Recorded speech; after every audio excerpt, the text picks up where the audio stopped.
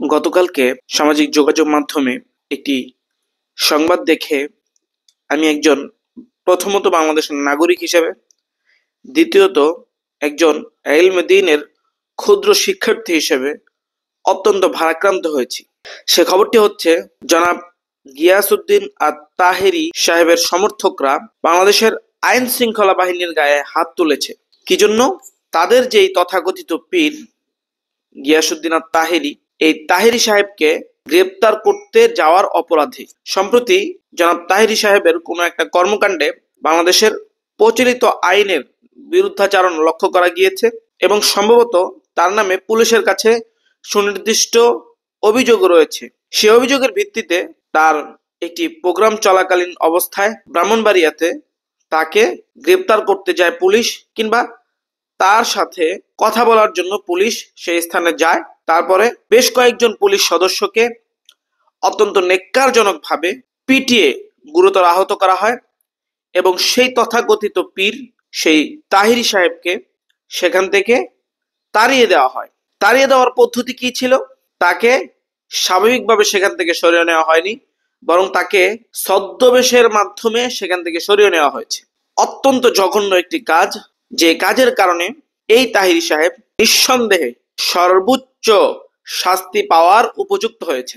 এই তাহেরী সাহেবের বিভিন্ন কর্মকাণ্ড নিয়ে অনেক আগে থেকেই বাংলাদেশের হক্কানি উলামায়ে কেরাম আপত্তি তুলে আসছিলেন, কিন্তু তিনি এমন কোনো ব্যক্তি নন যে তার ব্যাপারে কথা বলে উলামায়ে কেরামের সময় নষ্ট করতে হবে। কিন্তু সম্প্রতি এই বেয়াদব এবং উচ্ছৃঙ্খল লোকটি যেভাবে একের পর এক বাড়াবাড়ি এবং অতি উৎসাহী কর্মকাণ্ডে লিপ্ত হচ্ছে, সেটির পরিপ্রেক্ষিতে কোনোভাবেই আর চুপ থাকার কোনো সুযোগ রয়েছে বলে আমি মনে করি না।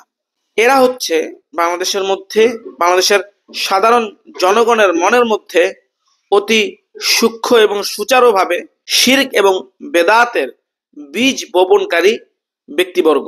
আমরা লক্ষ্য করেছি যে এরা যে ওয়াজ মাহফিলগুলোর আয়োজন করে থাকে, সেখানে তারা সাধারণত অন্য যেই ওয়াজ মাহফিলগুলোতে রাতের প্রথম প্রহরের মধ্যেই, অর্থাৎ মধ্যরাতের আগেই সর্বোচ্চ 11:30-12টা পর্যন্ত প্রোগ্রামগুলো রাখা হয়, তারপরে বন্ধ করে দেওয়া হয়। কিন্তু এই তাহেরী সাহেবদের প্রোগ্রামগুলো ফজর পর্যন্ত রাখা হয়। সারা রাত বিভিন্ন এলাকার মধ্যে মাইক চালু রেখে মানুষের ঘুমের ব্যাঘাত ঘটানো হয়।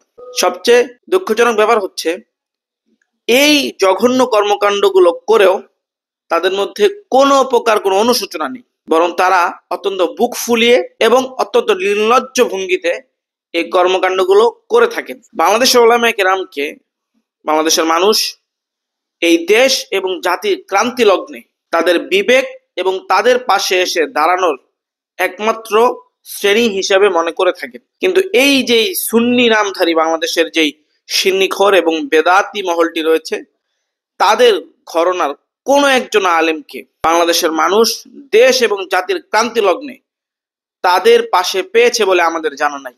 এর জ্বলন্ত উদাহরণ হচ্ছে এই যে জুলাই আগস্টে যেই গণবিপ্লব হলো, যেই গণ অভ্যুত্থান সংগঠিত হলো, ছাত্র জনতার দলমত নির্বিশেষে বাংলাদেশের প্রত্যেকটা শ্রেণী পেশার মানুষ ছাত্র জনতার যে গণ অভ্যুত্থান, সেই গণ অভ্যুত্থানে কোনো একটা জায়গাতে বিগত পতিত স্বৈরাচারী সরকারের বিরুদ্ধে, তাদের সীমাহীন জুলুম এবং অত্যাচার এবং অন্যায়ের বিরুদ্ধে কখনো কোথাও কি এই সিন্নিখোর বেদাতি শিরকিদেরকে কোনো সিঙ্গেল একটি প্রতিবাদ করতে দেখা গিয়েছে? তারা কি তাদের জায়গা থেকে এই কোমলমতি শিক্ষার্থীদের পাশে, জাতির এই ক্রান্তি লগ্নে জাতির পাশে এসে দাঁড়ানোর চেষ্টা পর্যন্ত করেছেন? করেননি। তাছাড়া দেশের প্রত্যেকটি ক্রান্তিকালীন ইস্যুতে এই সিন্নিখোরেরা, এই তাহেরীরা কোনোদিনও দেশের পক্ষে কোনো কথা বলেনি। ন্যূনতম শিক্ষাগত কোনো যোগ্যতা এদের নাই। এই তাহেরী তো শুদ্ধভাবে কোরআনের তেলাওয়াত পর্যন্ত করতে পারে না, সর্বোচ্চ 2-4টা হাদিসও মুখস্থ নেই। শুধু পারে হই হুল্লোড়, অশ্লীল অঙ্গভঙ্গিতে জিকির আজকারের নামে শরীয়তের এই পবিত্র জিকির শব্দটিকে অবমাননা করা এবং নিত্য নতুন বিভিন্ন বিষয়গুলোকে সমাজের মধ্যে উদ্ভাবন করে মানুষকে শিরক এবং বেদাতের অন্ধকারে চিরনিদ্রায় নিমজ্জিত করা। এগুলোই হচ্ছে এই তাহেরীদের একমাত্র এজেন্ডা। বাংলাদেশ একটি ঘনবসতি সম্পন্ন দেশ।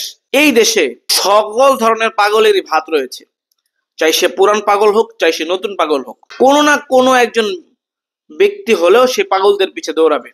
এই কথাগুলো এই তাহিরি সাহেবদের মতো ভণ্ড লোকগুলো খুব ভালোভাবে বুঝে এবং তারা স্পেসিফিক কিছু সহজ সরল মানুষের ইমোশনকে কাজে লাগিয়ে তাদের এই ধরনের অশ্লীল এবং অন্যায় কার্যকলাপগুলো করেই চলেছে দিন বা দিন। এমনকি এই অপকর্মগুলো করতে করতে তাদের স্পর্ধা এতটাই বেড়ে গিয়েছে, তারা এতটাই দুঃসাহসী হয়ে উঠেছেন, এখন এই তাহিরির সমর্থকরা বাংলাদেশের আইন শৃঙ্খলা রক্ষাকারী বাহিনীর গায়ের উপর অন্যায়ভাবে হাত তুলতেও দ্বিধাবোধ করে না। এই পুলিশ যখন জুলাই আগস্ট মাসে ছাত্র জনতার গায়ে নির্বিচারে গুলি করছিল, তখন এই তাহিরির এই ভণ্ডের বক্তগুলো কোথায় ছিল? এই পুলিশ যখন আবু সাইদকে, মুগ্ধকে পাখির মতো, পশুর মতো গুলি করে হত্যা করলো, তখন তাহিরের এই ভক্তবৃন্দের আবেগগুলো কোথায় ছিল? তারা কি তখন সেই পুলিশের গুলির সামনে দেশের পক্ষে, দেশের মানুষের পক্ষে সিনা টান করে দাঁড়িয়েছিল? তারা কি পুলিশের সে অন্যায়কে প্রতিবাদ করেছিল? কেন করলো না? আচ্ছা, তখন তারা করেনি, তাদের সাহসে কুলায়নি, তারা হয়তোবা একেবারেই বাংলাদেশের মধ্যে সবচেয়ে কাপুরুষের যে বংশ, সেই বংশে জন্মগ্রহণ করেছে, এই জন্য তারা সেগুলো করেনি।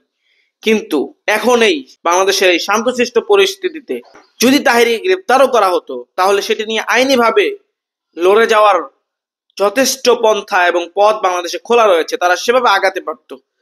তাহিরিকে যদি ধরেও নিয়ে যেত, তাহলে সেখানে আইনজীবী নিয়োগ করে তাকে ছাড়িয়ে আনতে পারতো, আইনিভাবে লড়াই করতে পারতো, আইনি লড়াই করতে পারতো। কিন্তু তারা তা না করে তারা অত্যন্ত দুর্ভাগ্যজনক এবং জঘন্য উপায়ে আইন শৃঙ্খলা বাহিনীর উপর নারকীয় তাণ্ডব চালিয়ে হামলা করলো, তাদেরকে গুরুতর আহত করলো এবং সেই ভণ্ড তাহিরিকে পালিয়ে আইন শৃঙ্খলা বাহিনীর ধরাছোঁয়ার বাইরে যেতে তারা সাহায্য করলো। তাহিরি বা কেমন মানুষ এবং সে তার ভক্তদেরকে যে কি শিক্ষা দিয়েছে, সেগুলো এই ঘটনার মাধ্যমে বাংলাদেশের মানুষের কাছে অত্যন্ত পরিষ্কারভাবে প্রতীয়মান হলো।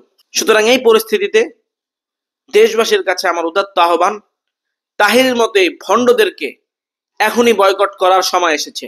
প্রত্যেকটি ওয়াজ মাহফিল থেকে এই তাহিরিদেরকে বয়কট করে বাংলাদেশকে শিরিক এবং বেদাত মুক্ত করার যেই গুরুদায়িত্ব, এই গুরুদায়িত্ব এখন বাংলাদেশের প্রত্যেকটি সাধারণ জনগণকে তাদের কাঁধে তুলে নিতে হবে।